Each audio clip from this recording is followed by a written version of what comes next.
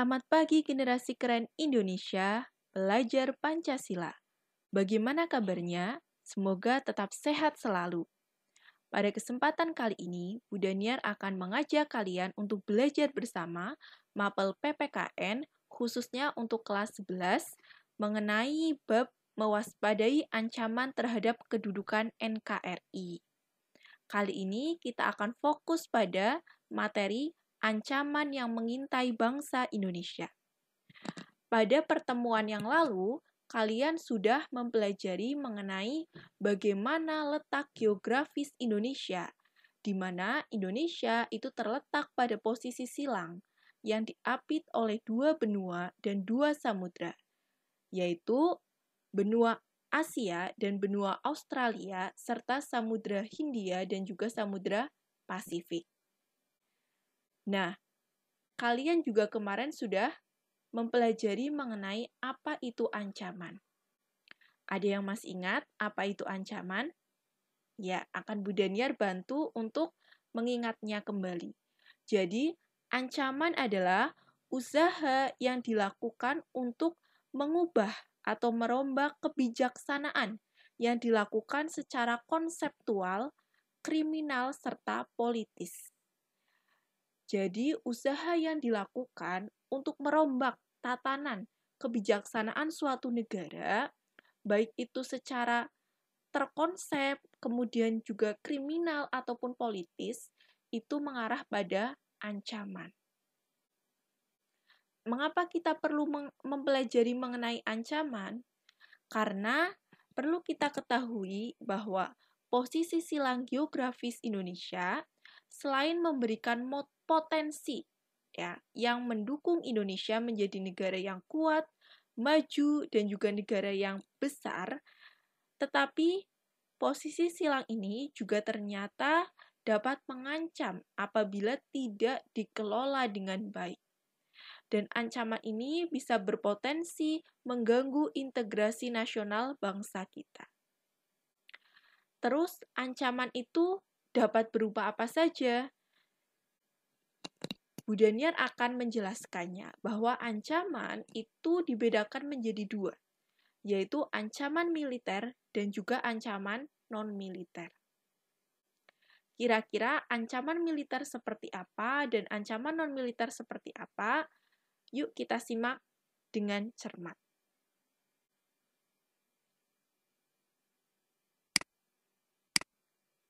Jadi, yang pertama adalah ancaman militer.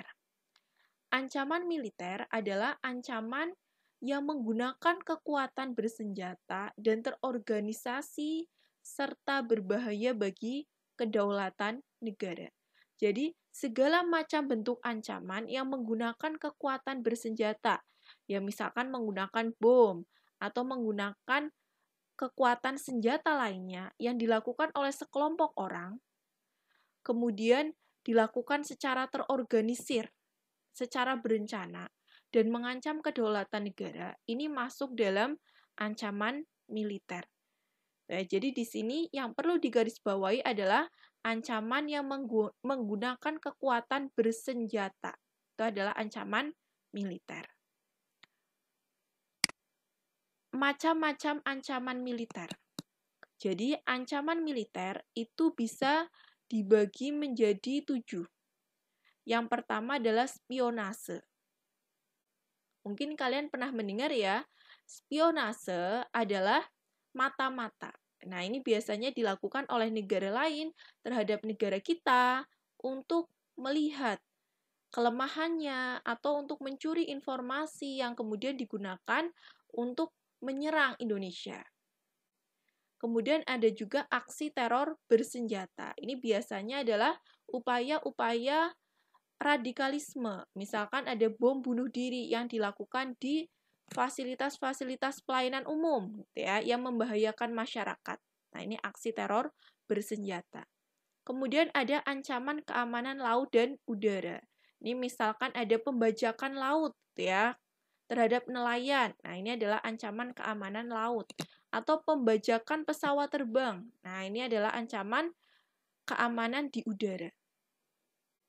Ada juga agresi atau invasi.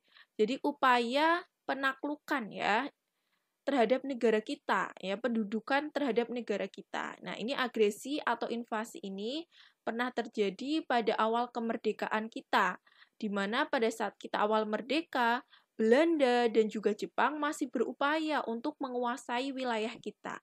Sehingga pada saat itu terjadi agresi militer 1 dan juga agresi militer 2. Kemudian ada pelanggaran wilayah.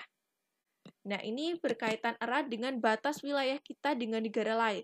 Nah, mungkin kalian pernah mendengar ya mengenai kasus Laut Natuna Utara ya, di mana menjadi persengketaan antara negara kita dengan Tiongkok. Nah, ini contoh pelanggaran wilayah. Kemudian ada pemberontakan bersenjata. Nah, ini misalkan ya, gerakan-gerakan separatisme, upaya untuk memisahkan terhadap wilayah kita. Misalkan Aceh ingin berpisah dengan negara kita melalui gerakan Aceh Merdeka. Kemudian Papua ingin memisahkan diri dari kita melalui operasi Papua Merdeka. Ini adalah contoh pemberontakan bersenjata. Kemudian ada sabotase. Nah, ini sabotase adalah upaya yang dilakukan oleh sekelompok orang untuk menguasai dan merusak fasilitas vital negara kita sehingga bisa melumpuhkan negara kita. Nah, ini adalah sabotase. Nah, itu contoh macam-macam ancaman militer. Jadi, ancaman yang menggunakan kekuatan bersenjata. Itu adalah ancaman militer. Nah, selain ada ancaman militer, tadi sudah disampaikan ada juga ancaman non-militer. Nah, ancaman non-militer ini muncul ya karena dunia ini semakin maju dengan adanya globalisasi dan revolusi industri 4.0. Globalisasi revolusi industri 4.0 yang mendorong kemajuan teknologi ternyata juga menjadi pendorong bagi ancaman non-militer. Jika tadi ancaman militer menggunakan kekuatan bersenjata, maka ancaman non-militer itu adalah ancaman yang tidak menggunakan kekuatan bersenjata. Jadi walaupun tidak menggunakan kekuatan bersenjata, namun ancaman ini sangat membahayakan kedaulatan negara. Jadi ibaratnya ancaman ini tidak terlihat. Nah, ini tetapi sangat membahayakan. Nah, ini salah satunya tadi yang Bu Daniar sebutkan akibat adanya globalisasi, kemudian kemajuan teknologi, ataupun revolusi industri 4.0. Nah, ancaman non-militer ini, tadi misalkan atau contohnya ya, masuknya budaya luar negeri ke dalam negara kita hanya melalui telepon seluler atau melalui smartphone. Ya, kalian bisa melihat budaya-budaya negara lain atau bahkan kalian meniru ya budaya-budaya lain. Atau mungkin akibat adanya globalisasi, adanya pasar bebas ya, yang menyebabkan barang dari luar negeri masuk ke dalam negeri yang menggeser pasar lokal atau pasar dari produk lokal negara kita ya. Atau mungkin misalkan adanya teknologi ya, kecerdasan buatan yang mungkin dapat menggeser peran manusia dalam berbagai sektor kehidupan. Nah, ini ya contoh ancaman non-militer yang tidak kelihatan tetapi ternyata cukup berbahaya ya bagi kedaulatan negara kita. Nah, ini Bu Daniar akan coba memberikan contoh kepada kalian beberapa ancaman yang terjadi di bidang Ipolexosbud Hankam. Nah, ini nanti Bu Daniar akan berikan contoh beberapa. Nanti kalian silahkan bisa mengembangkan diri untuk mencari contoh-contoh lain yang lebih luas. Ya. Untuk yang pertama adalah contoh ancaman di bidang ideologi. Nah, ini contohnya apa? Contohnya yang sederhana adalah misalnya masuknya paham liberalisme ke dalam negara kita. Nah, paham liberalisme ini mempengaruhi pola pikir masyarakat yang kemudian juga mempengaruhi pandangan masyarakat terhadap ideologi kita, ideologi Pancasila. Kemudian ancaman di bidang politik. Misalkan maraknya pejabat negara yang melakukan penyelewengan terhadap jabatannya. Nah, ini kan ancaman di bidang politik. Kemudian ancaman di bidang ekonomi. Ya, ini misalkan adanya pemberlakuan pasar bebas yang menyebabkan produk dari luar negeri bebas masuk ke dalam negeri. Nah, ini yang menyebabkan produk lokal tergeser. Nah, ini ancaman di bidang ekonomi. Atau ancaman di bidang sosial budaya. Nah, ini misalkan ya, masyarakat Indonesia semakin individualisme ya akibat pengaruh dari kebudayaan barat atau adanya westernisasi. Nah, ini ya, ancaman di bidang sosial budaya. Kemudian ancaman di bidang pertahanan dan keamanan. Ini contohnya adalah adanya upaya mata-mata ya yang dilakukan oleh negara lain di wilayah perbatasan Indonesia. Nah, ini adalah contoh ancaman di bidang pertahanan dan keamanan. Nah, ini nanti kalian bisa mengembangkan diri lebih banyak lagi untuk mencari mengenai ancaman militer ataupun ancaman non-militer baik di bidang ideologi, politik, ekonomi, sosial dan budaya, serta bidang pertahanan dan keamanan. Nanti kalian bisa menuliskannya di lembar kerja siswa yang sudah Bu Daniar siapkan. Nah, sebelum Bu Daniar tutup, Bu Daniar akan menyimpulkan ya bahwa tadi kita sudah belajar mengenai ancaman militer dan ancaman non-militer.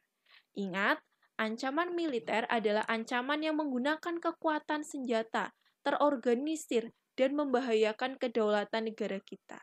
Sedangkan ancaman non-militer adalah ancaman yang tidak menggunakan kekuatan bersenjata, tetapi sangat membahayakan juga terhadap kedaulatan negara kita.